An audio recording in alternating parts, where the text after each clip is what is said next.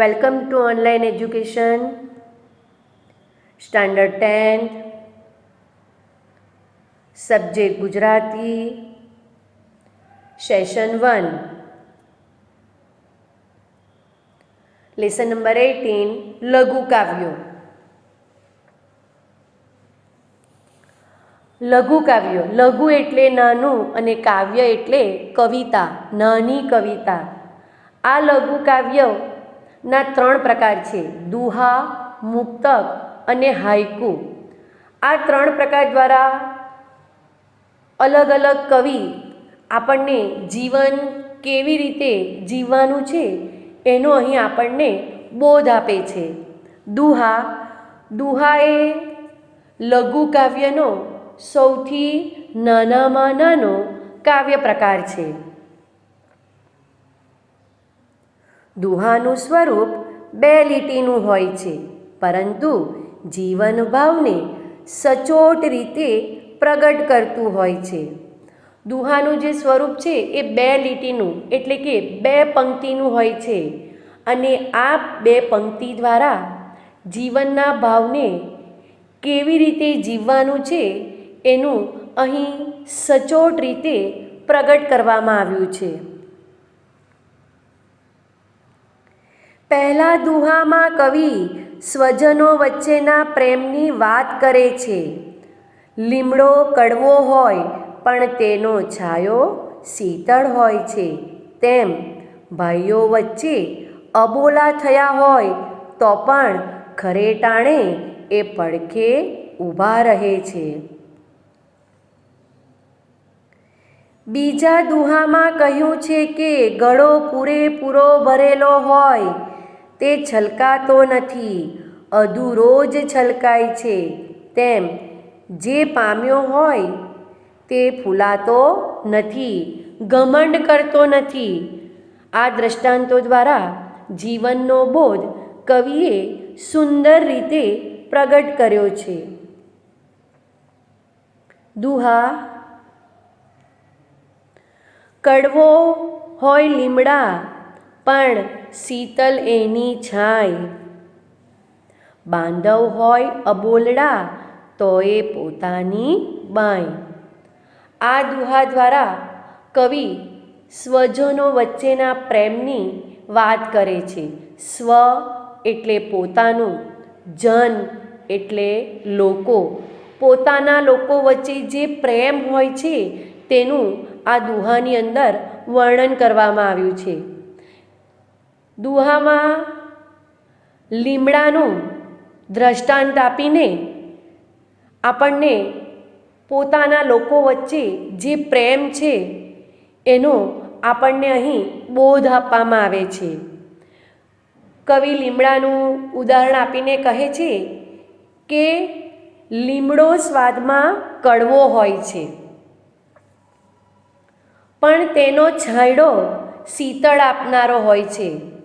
એટલે અહીં કવિ એવું કહે છે કે કોઈ વટે માર્ગો જ્યારે ગરમીમાં ચાલી ચાલીને થાકી ગયો હોય અને લીમડાના વૃક્ષ નીચે બેસે છે ત્યારે એનો જે છાંયડો હોય છે એ છાંયડો વ્યક્તિને ઠંડક આપે છે, શીતળતા આપે છે. એટલે કવિએ અહીં લીમડાના દ્રષ્ટાંત દ્વારા કોઈ પણ સજીવ નિર્જીવ વસ્તુ હોય એના ગુણ અને દુર્ગુણોનો ભાવ દર્શાવ્યો છે. અહીં કવિ આપણને એવું કહે છે કે કોઈ પણ વ્યક્તિ હોય, કોઈ પણ વસ્તુ હોય, એના દુર્ગુણો કરતાં આપણે તેના ગુણોનો સંચય કરવો જોઈએ. બાંધવ હોય અબોલડા તો એ પોતાની બાઈ. બાંધવ એટલે ભાઈઓ, અબોલડા એટલે કે બંને વચ્ચે બોલવાનો સંબંધ નથી, બોલતા નથી, તો એ પોતાની બાઈ.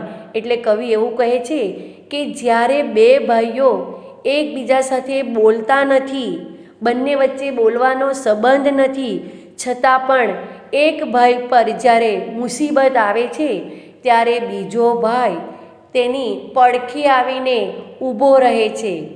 એટલે કવિ એવું કહે છે કે લીમડો કડવો હોય પણ તેની છાયા શીતળ હોય છે. એ જ પ્રમાણે બે ભાઈ ભલે બોલતા નથી તો પણ જ્યારે બીજા ભાઈ પર મુસીબત આવી હોય ત્યારે ખરે સમયે, ખરી પરિસ્થિતિમાં તેને પડખે આવીને ઊભો રહે છે. એટલે આ દુહામાં કવિએ સ્વજનો વચ્ચે જે પ્રેમ હોય છે તેનું અહીં વર્ણન કરે છે. દુહા. જે જન પામે પૂર્ણતા તે કદી ન ફૂલાય, પૂરો ઘટ છલકાય નહીં, અધૂરો ઘટ છલકાય. આ દુહામાં કવિએ પાણી ભરેલા ઘડાનું દ્રષ્ટાંત આપીને અહીં કવિ આપણને કહે છે કે જે વ્યક્તિ પાસે સંપૂર્ણ જ્ઞાન હોય છે એ જીવનમાં ક્યારેય ફૂલાતો નથી, એટલે કે અભિમાન નથી કરતો, ઘમંડ કરતો નથી. અને બીજી બાજુ એવું કહે છે કે જે વ્યક્તિ પાસે જ્ઞાન હોતું નથી એ વ્યક્તિ પોતે જ્ઞાની હોવાનું ઘમંડ કરે છે. તેનું અહીં વર્ણન કર્યું છે. આ દુહા દ્વારા કવિ કહે છે કે જે માણસ પૂર્ણતા પામે છે, એટલે કે સંપૂર્ણ જ્ઞાની હોય છે, તે વ્યક્તિ કદી ફૂલાતો નથી. જેમ કે માટીનો ઘડો હોય, એની અંદર પાણી ભરેલું હોય, એ ઘડો ક્યારેય છલકાતો નથી, અને જે ઘડો અધૂરો ભરેલો હોય એ છલકાઈને ઉભરાય છે. એટલે કવિ આ ઘડાના ઉદાહરણ દ્વારા આપણને ફક્ત એવું કહે છે કે જે વ્યક્તિ પાસે જ્ઞાન ન હોય અને એ જ્ઞાની હોવાનો ઘમંડ કરતો હોય તો એ વ્યક્તિએ જીવનમાં ક્યારેય ઘમંડ કરવાનો નથી. અને એટલે કહેવાય છે કે જે વ્યક્તિ જ્ઞાની હોય, જેની પાસે દરેક વસ્તુનું જ્ઞાન હોય છે, એ હંમેશા પૂર્ણતા પામેલો હોવા છતાં પણ ઘમંડ કરતો નથી.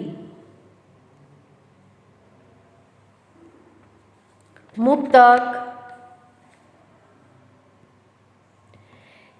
કવિ શેખાદમ આબુવાલા.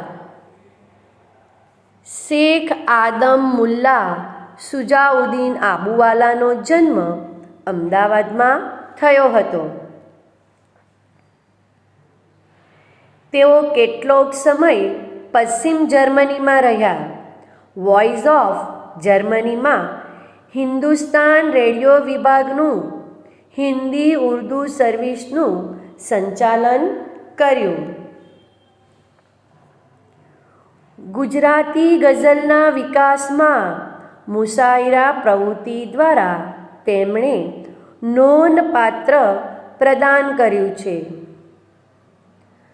સરળ બોલચાલની ભાષામાં લખાયેલી એમની ગઝલો ખૂબ જ લોકપ્રિય બની છે. ચાંદની, સોનેરી લટ તેમના ગઝલ સંગ્રહ છે. ખુરશી તેમનો કટાક્ષનો કાવ્ય સંગ્રહ છે. મુક્તક, મુક્તક એટલે મોતી. મુક્તક આ મોતીની જેમ કદમાં નાનું હોવા છતાં એમાં જે રહેલા વિચારો ને લીધે કિંમતી બની જાય છે. અને આ જે મુક્તક છે એ 2 કે 4 પંક્તિનું હોય છે. શેખાદમ આબુવાલાએ જિંદગી ખુમારીથી, બેફિકરાઈથી, મોજથી કેમ જીવાય તે હૃદયસ્પર્શી રીતે મુક્તકના લઘુ સ્વરૂપ દ્વારા વર્ણવ્યું છે. અમે જિંદગીની આગને પણ બાગમાં ફેરવશું. અરે મૃત્યુ પણ લાગમાં આવશે તો બાથ બીડીને બધા મોરચો સર કરશું.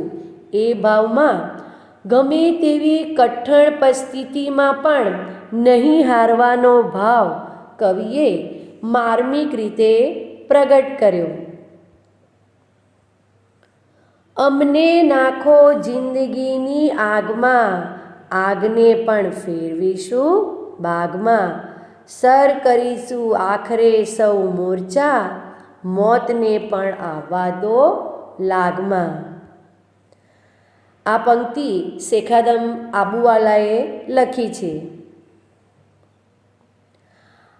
મુક્તક આપણે જોયું, મુક્તક એટલે મોતી. મોતી કેટલું કિંમતી હોય છે, એવી જ રીતે આ મુક્તકમાં પણ આપણા વિચારોને કિંમતી બનાવવાનો અહીં ભાવ દર્શાવવામાં આવ્યો છે. કવિ એવું કહે છે કે આપણે જે કંઈ જીવન જીવીએ છીએ એ જીવન આપણે ખુમારીથી એટલે કે હિંમતથી, ફિકર વગર અને આનંદથી જીવવાનું છે. જીવનમાં ઘણી બધી કપરી પરિસ્થિતિઓ આવશે, પણ એ પરિસ્થિતિનો આપણે હિંમતથી સામનો કરવાનો છે, એની સામે લડવાનું છે અને એ પરિસ્થિતિને આપણે જીતવાની છે, એનું અહીં વર્ણન કર્યું છે. અમને નાખો જિંદગીની આગમાં, આગને પણ ફેરવીશું બાગમાં. એટલે કવિ કહે છે કે અમારી જિંદગીમાં ગમે તેટલી કપરી પરિસ્થિતિ આવશે, એ પરિસ્થિતિને અમે આનંદથી અને ખુમારીથી જીવી લઈશું. સર કરીશું આખરે સૌ મોરચા, મોતને પણ આવવા દો લાગમાં. મોરચા એટલે કે લડત, સર એટલે કે એને પાર કરીશું. એટલે કવિ કહે છે કે જીવનમાં ગમે તેટલી લડતો આવે, મુસીબત આવે, તો એનો અમે હિંમતથી સામનો કરીશું અને આ પરિસ્થિતિનો સામનો કરતાં કરતાં મોત પણ આવી જશે તો એ મોતને પણ અમે પોતાની લાગમાં એટલે કે તકમાં લઈ લઈશું અને એને પણ અમે હરાવી દઈશું અને જીવનને આનંદથી જીવીશું. એટલે કવિ ટૂંકમાં અહીં આપણને જિંદગી ખુમારીથી એટલે કે હિંમતથી કેમ જીવાય તેનું વર્ણન કરે છે.